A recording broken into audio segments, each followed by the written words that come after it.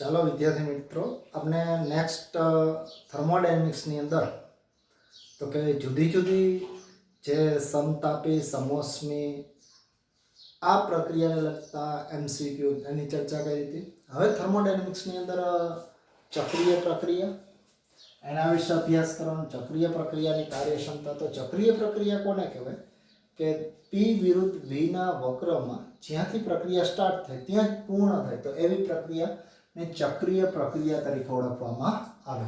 તો ચક્રીય પ્રક્રિયાની અંદર જો કાર્યક્ષમતા હે, કાર્યક્ષમતા એટલે શું થશે તો અહીંયા જો કે ચક્રીય પ્રક્રિયા માટે કાર્યક્ષમતાની વાત કરીએ તો ચક્રીય પ્રક્રિયામાં પી વિરુદ્ધ વીના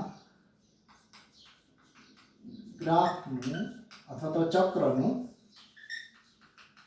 ક્ષેત્રફળ એટલે કે થયેલું કાર્ય છેદમાં શોષાયેલી દરેક ચક્ર દરમિયાન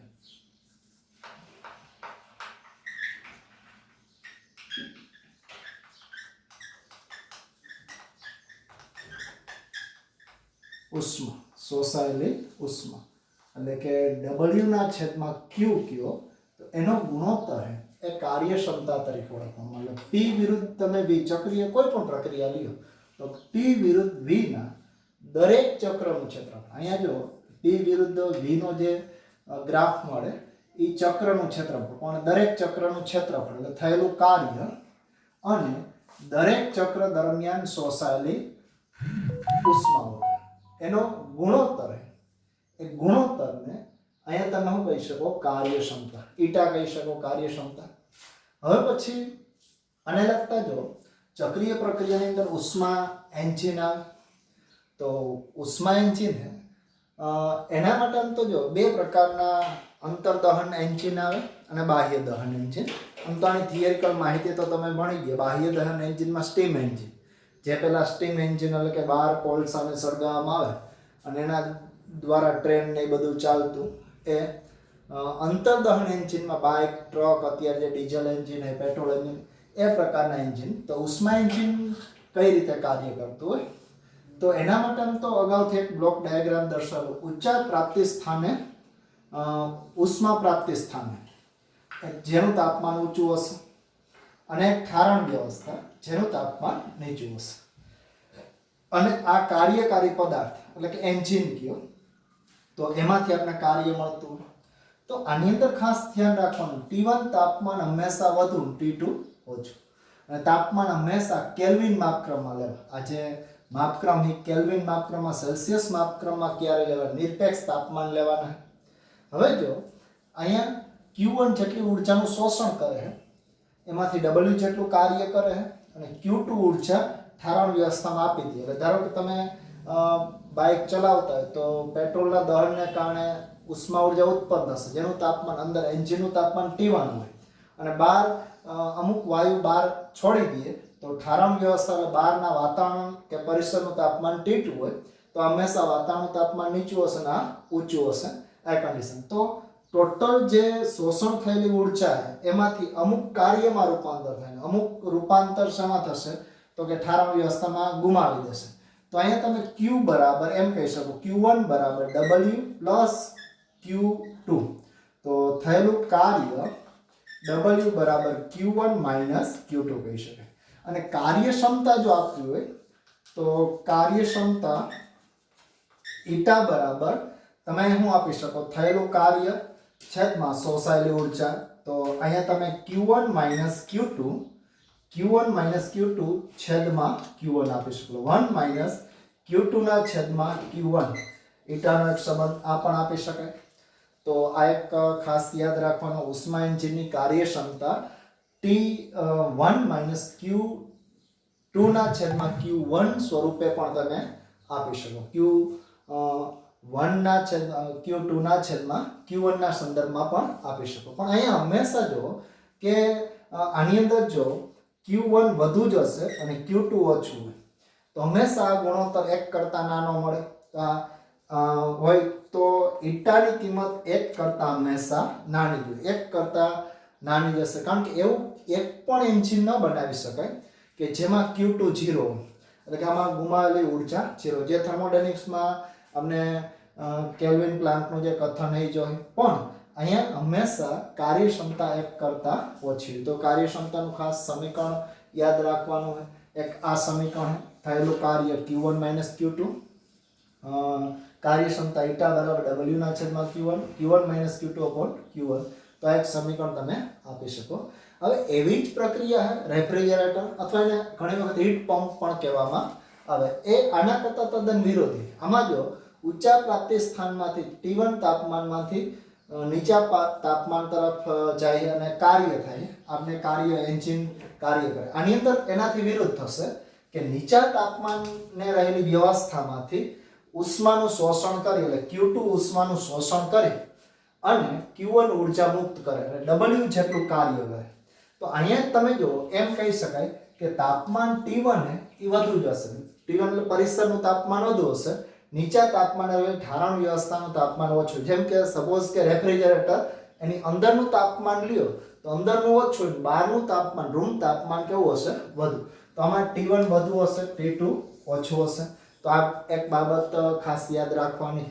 આના માટે જો બીજું કાર્યક્ષમતા તો આપવાનું નથી, પણ પરફોર્મન્સ ગુણાંક આપવામાં. તો પરફોર્મન્સ ગુણાંક એ પરફોર્મન્સ ગુણાંક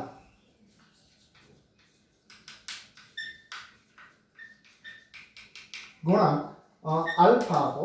તો આલ્ફા સ્વરૂપે આપવામાં આવે. તો આના માટે જો Q2 ના છેદમાં થયેલું કાર્ય, શોષાયેલી ઉષ્મા ઉર્જા છેદમાં થયેલા કાર્યનો ગુણોત્તર એ આલ્ફા. ઘણી વખત બીટા સિમ્બોલ આપવામાં આવે કે XYZ તમે આપી શકો પરફોર્મન્સ ગુણાંક. આના માટે જો કે તમે એવું કહી શકો કે Q2 ઉર્જાનું શોષણ કરશે અને Q1 ઉર્જામાં તો કે ગુમાવશે. તો અહીં તમે જો Q1 બરાબર Q2 plus W, કારણ કે Q2 ઉર્જાનું શોષણ ત્યારે જ કરશે W જેટલું કાર્ય થશે. તો આના માટે જો તમે W બરાબર તો શું કહી શકો? Q1 minus Q2. તો આલ્ફા બરાબર Q2 ના છેદમાં Q1 minus Q2. તો આના માટે જો ખાસ તમે એવું પણ કહી શકાય કે આની અંદર હંમેશા અંશ કરતા છેદ એ છેદ આની અંદરથી બાદ થશે.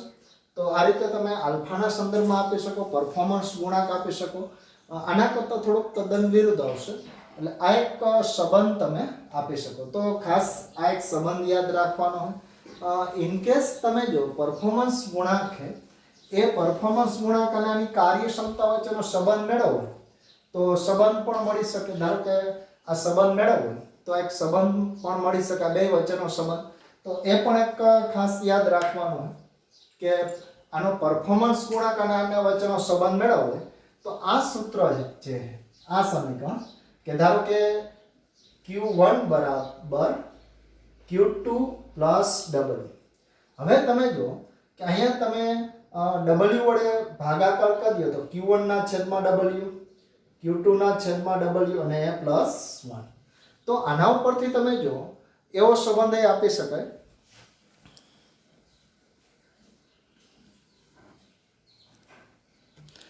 કે આના માટે જો Q1 ના છેદમાં W, તો Q1 ના છેદમાં W તો એ તમે અહીંયા જો W ના છેદમાં Q1 હોય તો η હોય તો આનું વ્યસ્ત આવશે 1/η આવશે. અહીંયા 1/ શું આવશે? η આવશે.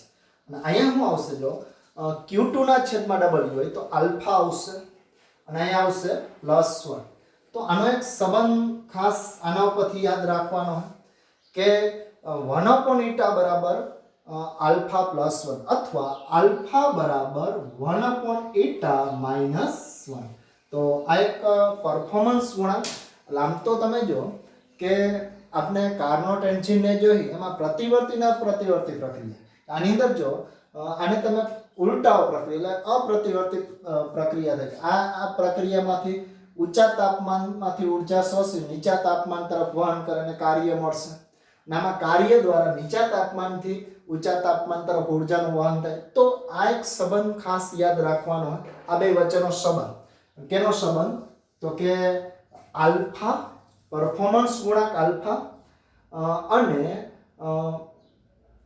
આના માટે કાર્યક્ષમતા ઈટા વચ્ચેનો સંબંધ કે આલ્ફા બરાબર 1/η -1 અથવા 1/η બરાબર આલ્ફા +1. તો તો એક સંબંધ ખાસ યાદ રાખવાનો આના ઉપરથી તમે મળી શકે આ સમીકરણની અંદર q1 બરાબર q2 પ્લસ w આના પણ એક સમીકરણ આવશે q1 બરાબર q2 પ્લસ w તો આમાં w વડે ભાગાકાર કરી નાખો અહીંયા 1 eta કારણ કે આનું વ્યસ્ત છે સંબંધ અહીંયા આલ્ફા આવશે પરફોર્મન્સ ગુણાંક +1 તો આ એક સંબંધ તમે આપી શકો તો આ એક સમીકરણ ખાસ યાદ રાખવાનું લાસ્ટ જે કોર્નરની અંદર દેખાય આ સમીકરણ આપણે ખાસ યાદ રાખવાનું આના મદદથી તમે આ બધી કેલ્ક્યુલેશન કરી શકો હવે પછી આના માટે જો કે થોડીક ચક્રીય પ્રક્રિયા એના વિશે જોઈએ હવે આપણે ધારો કે થર્મોડાયનેમિક્સનો બીજો નિયમ જોવાનો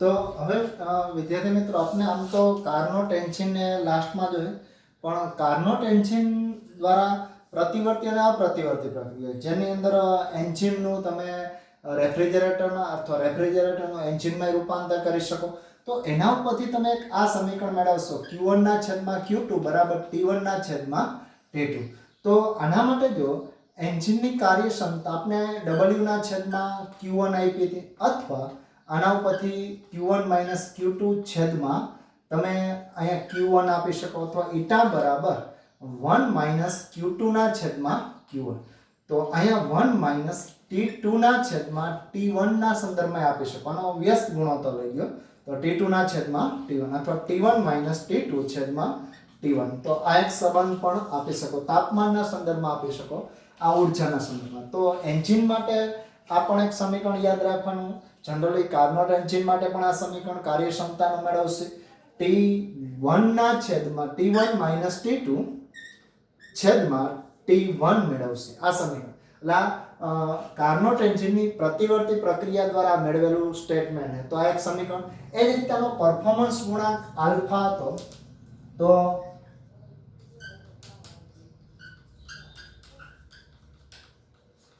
આલ્ફા હતો તો આલ્ફા બરાબર આપણે શું લીધું હતું q2 ના છેદમાં w અથવા q2 અહીંયા q1 - q2 આ સમીકરણ લીધું તો આલ્ફા બરાબર જો 1 - q1 ના છેદમાં q2 અહીંયા 1 આવશે q2 ને છેદમાં લઈ લો તો અહીંયા 1 upon જો t1 - t2 તો અહીંયા t1 ના છેદમાં t2 - 1 આવશે તો અહીં તમે લ્યો તો t2 ઉપર વહી જશે t1 - t2 તો આ એક સમીકરણ પણ ખાસ યાદ રાખવાનું છે જનરલી આનો ઉપયોગ કરીને T2 એટલે જો નીચા તાપમાને રહેલી ઠારણ વ્યવસ્થાનું તાપમાન હંમેશા આમાંય તમે ખાસ યાદ રાખવાનું T2 તાપમાન હંમેશા ઓછું હશે T1 વધુ હશે આના માટે પણ એક સ્ટેટમેન્ટ લાગુ પડશે T2 ઓછું હશે T1 વધુ હશે બેયમાં જો તાપમાન T2 ઓછું લેવાનું આમાં ઠારણ વ્યવસ્થાનું તાપમાન અને આમાં નીચા તાપમાને રહેલી વ્યવસ્થાનું તાપમાન તો બેય માટે સમીકરણ એ થોડાક વ્યસ્ત સમીકરણ આવશે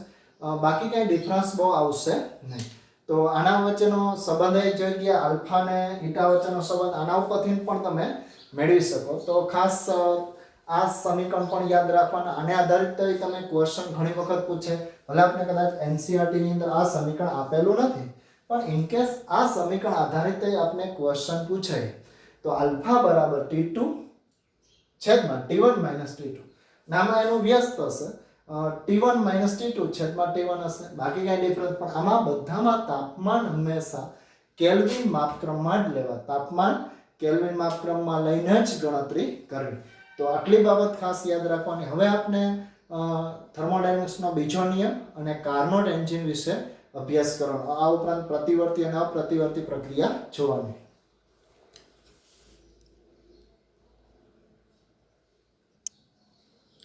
તો હવે પછી થર્મોડાયનેમિક્સનો બીજો નિયમ આમ તો એક કેલ્વિન પ્લાન્કના કથન અથવા વિધાન અને કોસિયસનું વિધાન અથવા કથન દ્વારા જ આપવામાં આવે છે તો કેલ્વિન પ્લાન્કનું જે કથન છે કે એવી એક પણ પ્રક્રિયા શક્ય નથી કે જેમાં ઊંચા તાપમાને રહેલી ઉષ્મા પ્રાપ્તિ સ્થાનમાંથી મેળવેલી બધી જ ઊર્જાનું Q1 નું ટોટલ કાર્યમાં રૂપાંતર કરે બધી જ ઊર્જાનું કાર્યમાં રૂપાંતર કરે ઠારણ વ્યવસ્થામાં છોડાતી ઊર્જા એટલે કે આ Q2 બરાબર 0 હોય આવું એક પણ થર્મોડાયનેમિક્સ પ્રક્રિયા શક્ય નથી આવું એક પણ એન્જિન બનાવવું શક્ય નથી આ પહેલું કથન એટલે કે બધી ઉર્જાનું કાર્યમાં રૂપાંતર કરે એવું એક પણ એન્જિન બનાવવું શક્ય નથી.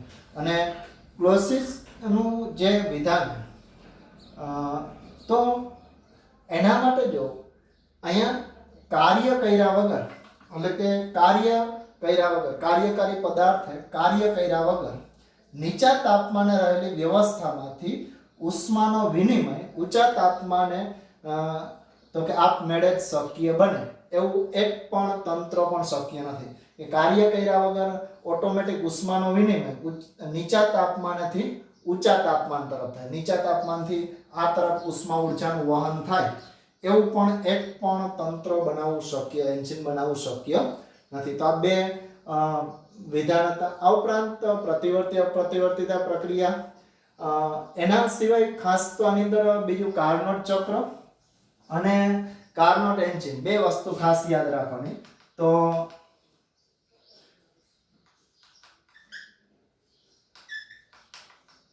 કાર્નોટ ચક્ર है અને કાર્નોટ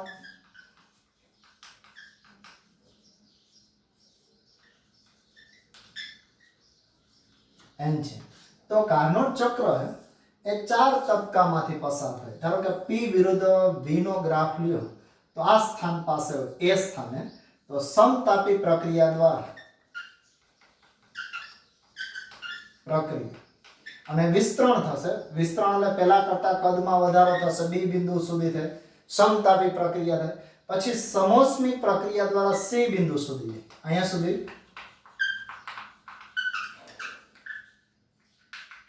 સમોષ્મી પ્રક્રિયામાં વિસ્તરણ થશે, કદમાં વધારો થશે, પણ સમોષ્મી એમાં ઊર્જાનો વિનિમય થશે, આમાં ઊર્જાનું શોષણ થશે, Q1 જેટલી ઊર્જાનું શોષણ થશે, Q1 જેટલી ઊર્જા શોષાઈ જાય.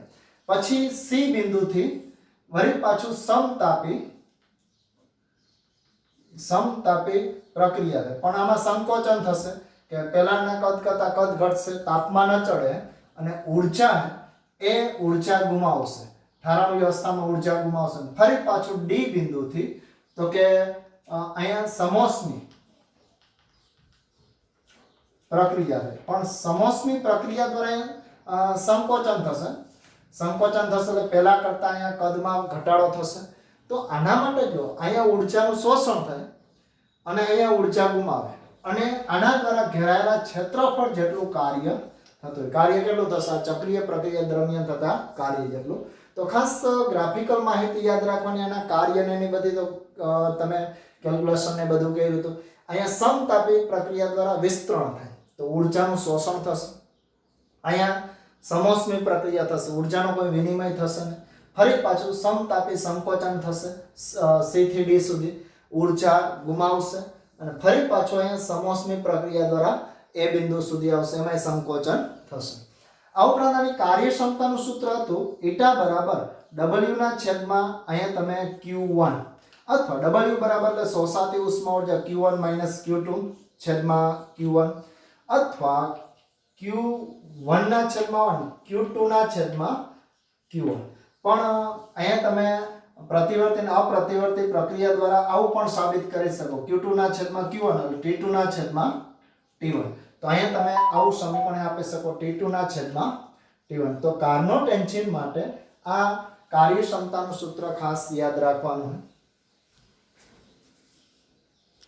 તો કાર્નોટ એન્જિન માટે આ કાર્યક્ષમતાનું ખાસ સમીકરણ યાદ રાખવાનું, Q2 ના છેદમાં Q1 T2 ના છેદમાં T1.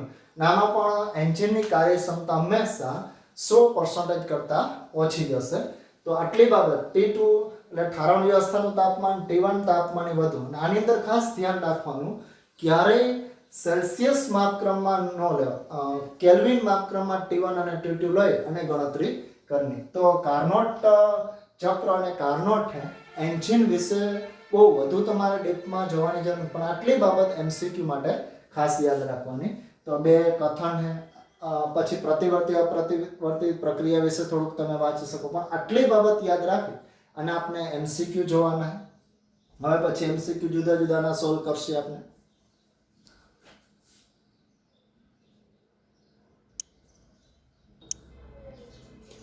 તો પહેલો ક્વેશ્ચન है 500 કેલ્વિન તાપમાને ઉષ્મા મેળવતા કાર્નોટ એન્જિન 40% કાર્યક્ષમતા દર્શાવે. જો કાર્યક્ષમતા 50% કરવી હોય તો કેટલા તાપમાને ઉષ્મા લેવી જોઈએ, એટલે ઉષ્મા પ્રાપ્તિ સ્થાનનું તાપમાન કેટલું કરવું જોઈએ. તો કાર્નોટ એન્જિનની કાર્યક્ષમતાનું સૂત્ર આમ તો જો અહીંયા શું થશે, T1 - T2 છેદમાં T1. તો કાર્યક્ષમતા 40% એટલે 0.4 T1 - T2. તો અહીંયા તમે જો 500 કેલ્વિન તાપમાન એટલે ઉષ્મા પ્રાપ્તિ સ્થાનનું તાપમાન આપ્યું, ઠારણ વ્યવસ્થાનું તાપમાન આ રીતે મળી શકે. આ બાજુ આવે T1 માંથી 0.4 બાદ થાય એટલે 0.6 T1. તો 0.6 ગુણ્યા 500 તો કેટલું થશે, 300 કેલ્વિન તાપમાન. ઠારણ વ્યવસ્થાનું તાપમાન કેટલું થશે, 300. હવે જો કાર્યક્ષમતા 50% કરવી હોય તો ઉષ્મા પ્રાપ્તિ સ્થાનનું તાપમાન, ઠારણ વ્યવસ્થાનું તાપમાન તો અચળ જ રાખવાનું હોય. તો આ જો 0.5 T1, તો કે T1 તમારે નવું ગોતવાનું, T1 ડેશ. T2 તમને આપ્યું હે અથવા તો T2 એટલે કેટલા આપ્યા, 300 કેલ્વિન. આ T1 ડેશ. તો આને આ બાજુ લઈ જઈએ એટલે 0.5 T1 ડેશ 300. તો 300 આ બાજુ છે, આ બાજુ જશે એટલે 0.5 થઈ જશે. 0.5 T1 ડેશ બરાબર 300. તો T1 ડેશ બરાબર આ છેદમાં જાય 0.5 એટલે 1/2, તો 600 કેલ્વિન થશે. ટોટલ આપણે જો 600 કેલ્વિન એટલે અહીંયા ઓપ્શન સી કહી શકો છો, 600 કેલ્વિન તાપમાન કરી દો તો એની કાર્યક્ષમતા 40% માંથી 50% જેટલી કાર્યક્ષમતા થઈ જાય. ઉષ્મા પ્રાપ્તિ સ્થાનનું તાપમાન 600 કેલ્વિન જેટલું હોવું જોઈએ. તો એની કાર્યક્ષમતા વધીને તો કે 50% જેટલી થઈ જાય. તો આ રીતે બે સમીકરણ બનાવી, કદાચ આનો તમે ગુણોત્તર લઈ લ્યો તો હાલે, અથવા તો T2 નો લોગ કરી દો, બે સમીકરણ બનાવી તો હાલે. તો આ રીતે તમે કેલ્ક્યુલેશન કરી શકાય. હવે પછી નેક્સ્ટ જે ક્વેશ્ચન છે એ નેક્સ્ટ ક્વેશ્ચનની અંદર કે 40% કાર્યક્ષમતા ધરાવતા કાર્નોટ એન્જિન 500 કેલ્વિન તાપમાન ધરાવતા પ્રાપ્તિ સ્થાનમાંથી ઉષ્મા મેળવે. એટલે ઉષ્મા પ્રાપ્તિ સ્થાનનું તાપમાન 500 હોય, કાર્યક્ષમતા 40 છે. જો કાર્યક્ષમતા 60% કરવી હોય તો અચળ ઠારણ વ્યવસ્થાના તાપમાન માટે કેટલા તાપમાને ઉષ્મા શોષવી પડે. તો આના જેવો જ ક્વેશ્ચન છે, ખાલી ફેર એટલો છે કે આમાંથી તમારે જો તાપમાન એ તાપમાન 60% કાર્યક્ષમતામાં 50%, તો આ જ રીતે તમે ગોતી શકો, આ સૂત્ર વાપરી શકો. n બરાબર T1 - T2 છેદમાં T1.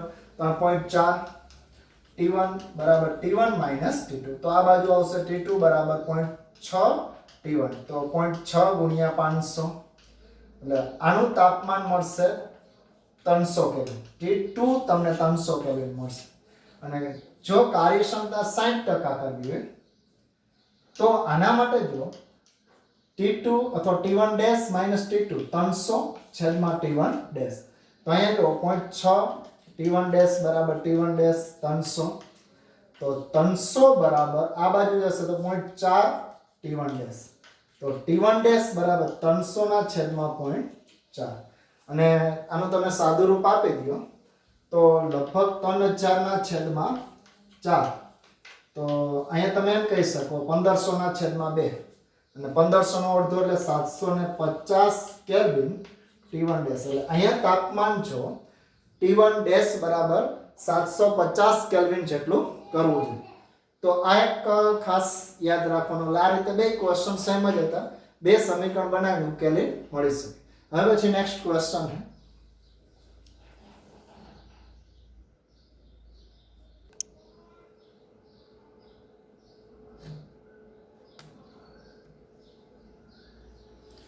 તો હવે પછી નેક્સ્ટ ક્વેશ્ચન છે કાર્નોટ એન્જિન 300 કેલ્વિન અને 600 કેલ્વિન ની વચ્ચે કાર્ય કરે. એટલે કાર્ય કરે 300 ને 600. વધુ તાપમાન હંમેશા ઉષ્મા પ્રાપ્તિ સ્થાનનું, આ ઠારણ વ્યવસ્થાનું. અને દરેક ચક્ર વખતે 800 જૂલ જેટલું કાર્ય કરે. એટલે કાર્ય 800 જૂલ. તો પ્રતિ ચક્ર માટે એન્જિનના સ્ત્રોતમાંથી, એન્જિનનો સ્ત્રોત ઉદ્ગમમાંથી આપવી પડતી ઉર્જા છે. તો કાર્યક્ષમતાનું સૂત્ર જોઈ ગયા, eta બરાબર W/Q1, અથવા અહીંયા તમે જો તાપમાનના સંદર્ભમાં ગયો તો T1 - T2 છેદમાં T1. તો અહીંયા તમારે જો કાર્ય ગોતવાનું છે, આપવી પડતી ઉર્જા ગોતવાની. આ તો તમને આપ્યું 800 જૂલ. આ Q1 મેળવવાનું. અહીંયા જો તાપમાન હે એ T1 - T2, T1 600 - 300 છેદમાં 600. તો Q1 ની ગણતરી કરો તો અહીંયા 300 છેદમાં 600, અહીંયા Q1 આવી જશે ઇક્વલ ટુ 800. તો અહીંયા શું થશે? જો બે સામે આવી જાય તો Q1 બરાબર 1600 જૂલ જેટલી ઉર્જા, એ ઉર્જા ઉષ્મા પ્રાપ્તિ સ્થાનમાંથી મેળવાતી હશે. ઉષ્મા પ્રાપ્તિ સ્થાનમાંથી મેળવાતી ઉર્જા એ કેટલી હશે? 1600 જૂલ જેટલી ઉર્જા મેળવાતી હશે અને એમાંથી 800 જૂલનું જ કાર્ય થાય, બાકીનું ઠારણ વ્યવસ્થામાં મુક્ત થઈ જતી હશે. પછી નેક્સ્ટ ક્વેશ્ચન ચોથો, આદર્શ વાયુ ધરાવતો ઉષ્મા એન્જિન 227 સેલ્સિયસ અને 127 સેલ્સિયસ વચ્ચે કાર્નોટ ચક્ર પર કાર્ય કરે. 6 × 10⁴ કેલરી જેટલી ઉષ્મા ઊંચા તાપમાને મેળવે, આટલી ઉર્જા મેળવે, Q1 મેળવે, તો કેટલી ઉર્જાનું કાર્યમાં રૂપાંતર થશે? ખાલી કાર્યમાં કેટલી ઉર્જાનું રૂપાંતર થશે, કાર્ય કેટલું થતું હશે? તો આ જ ક્વેશ્ચન છે, પણ આમાં ધ્યાને રાખવાનું કે આમાં T1 તાપમાન એ ઊંચું તાપમાન 227 સેલ્સિયસ, કેલ્વિનમાં કયો તો 273 માં એડ કરી દો. 273 એડ કરશો તો કેટલા થઈ જશે? 273 અને આ એડ થશે તો 500 થઈ જશે, કારણ કે 227 અને 273 તો 0 અને 500, આ 500 કેલ્વિન તાપમાન થશે. T2 કેટલું થશે? 127 એડ કરો તો આ કેટલું તાપમાન થશે? 400 કેલ્વિન જેટલું તાપમાન થશે. એટલે આ એક ખાસ તાપમાન એ યાદ રાખવાના અને એની તમે કેલ્ક્યુલેશન કરી શકો. આ ઉપરાંત જો કદાચ કેલેરીમાં ઉર્જા મેળવી તો ડાયરેક્ટ કહી શકાય, આ જ સૂત્ર આવશે, W બરાબર Q1 T1 - T2 છેદમાં T1. તો અહીંયા તમે જો આમાં તમારે કાર્ય મેળવવાનું. અહીંયા ઉષ્મા પ્રાપ્તિ સ્થાનમાંથી મેળવેલી ઉર્જા આપી, આ 6 × 10⁴ T1 - T2, તાપમાનનો તફાવત કેટલો આવશે? 100 અને T1 કેટલો આવશે? 500. તો W બરાબર આ દૂર થશે 6/5 × 10⁶. તો આટલું આવશે. અને કદાચ આને તમે ગુણી દો તો અહીંયા ધારો કે 2 વડે ગુણી દો તો 10 થઈ જશે × 10⁶. તો આટલું કેલેરી, અને જો જૂલમાં ચેન્જ કરો આ 12 થશે, W બરાબર 12. અને કદાચ જૂલમાં ચેન્જ કરો તો જૂલની અંદર કેટલું થશે? અને તમે ધારો કે જૂલની અંદર ચેન્જ કરી દીધું તો આટલા કેલરીના સંદર્ભમાં મળશે, આ દૂર થશે 10⁵ કેલરીના સંદર્ભમાં થશે. અને જૂલમાં ચેન્જ કરવું હોય તો 4.2 વડે અથવા 4.186 વડે તમે ગુણી દો તો એની અંદર, એટલે જનરલી તો અહીંયા જો 12 × 4.2 × 10⁵ જૂલ તમે કહી શકો. આનો ગુણાકાર કરી નાખો તો એ મળશે. તો લગભગ એ તમે કેલ્ક્યુલેશન કરી શકો. તો આ રીતે ખાસ ગણતરી કરવાની.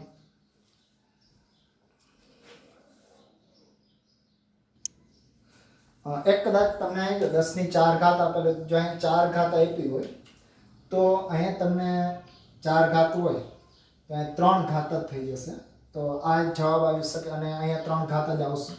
તો આટલો જવાબ આવશે. એટલે એક ખાસ થોડું કરેક્શન જો, અહીં 4 ઘાત આપી હોય, અહીં 4 ઘાત આપેલું તો 4 ઘાત જ લેવાની અને એ લઈને તમે કેલ્ક્યુલેશન. 1 ઘાત અહીંથી દૂર થશે, 10 ને 1 દૂર થઈ જશે. તો આ એક તમે આપી શકો.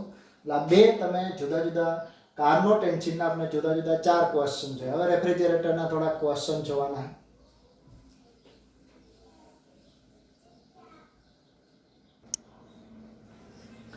હવે પછીનો નેક્સ્ટ ક્વેશ્ચન છે કે એક રેફ્રિજરેટરમાં રાખેલ ખોરાકને 9 ° તાપમાને સાચવવાનો છે.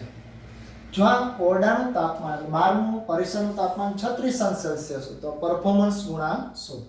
આમ તો પરફોર્મન્સ ગુણાંકનું સૂત્ર એ સૂત્ર તાપમાનના સંદર્ભમાં 9 ° એટલે પ્લસ 273 એડ કરો તો 273 પ્લસ 9 કેટલા થશે? 12 લગભગ 282 કેલ્વિન જેટલું થશે.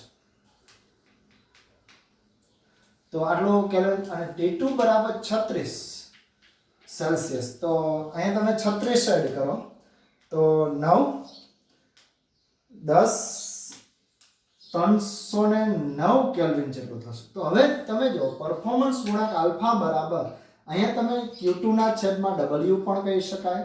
બીજું તાપમાનના સંદર્ભમાં આપવું હોય તો T2 T1 માઇનસ T2 ના સંદર્ભમાં પણ આપી શકાય. તો T2 એટલે 309 થશે.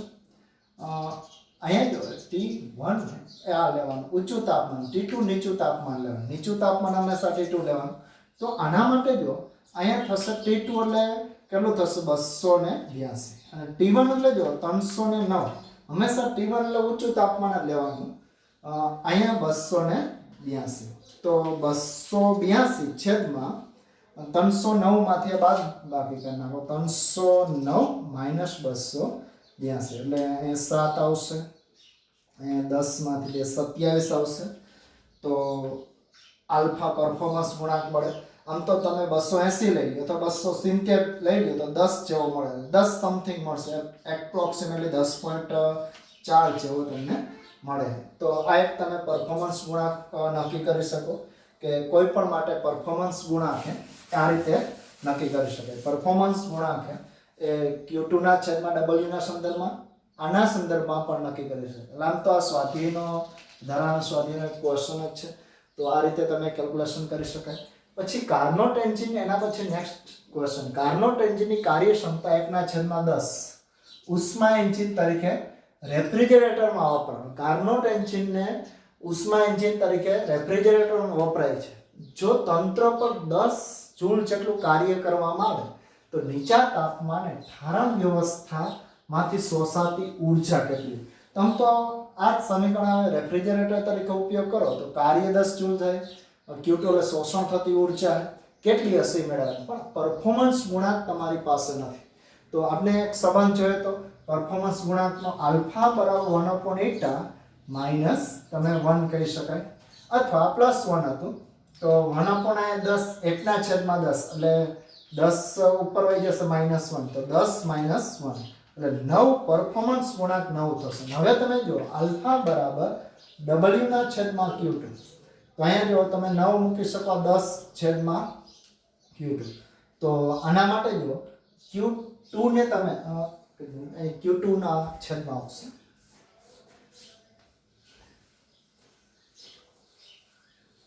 Q2 ના છેદમાં W આવશે એટલે Q2 આ આપણે 10 જૂલ જેટલું કાર્ય થાય તો 10 મૂકી દે તો શોષણ થતી ઊર્જા કેટલી આવશે 90 જૂલ. તો આ રીતે તમે પરફોર્મન્સ ગુણાંક પહેલા મેળવવો પડે. જો કાર્નોટ એન્જિનનો તમે રેફ્રિજરેટર તરીકે ઉપયોગ કરતા હોય તો એનો પરફોર્મન્સ ગુણાંક મેળવવો પડે. આ બે વચ્ચેના સંબંધ ઉપરથી જે અગાઉ સૂત્ર આપણે યલો કલરના બોક્સમાં જોયું હતું અને એના ઉપરથી તમારે શોષણ થતી ઊર્જા મેળવવી પડે. તો આપણે આ જુદા જુદા થોડાક કાર્નોટ એન્જિનના MCQ આ ઉપરાંત રેફ્રિજરેટરના MCQ ની કાર્યક્ષમતાના MCQ જે વધારાના ક્વેશ્ચન આવતી વખતે નેક્સ્ટ ક્વેશ્ચનની અંદર નેક્સ્ટ લેક્ચરની અંદર જોઈ. તમે પણ આની વધુ પ્રેક્ટિસ શક્ય એટલી કરજો.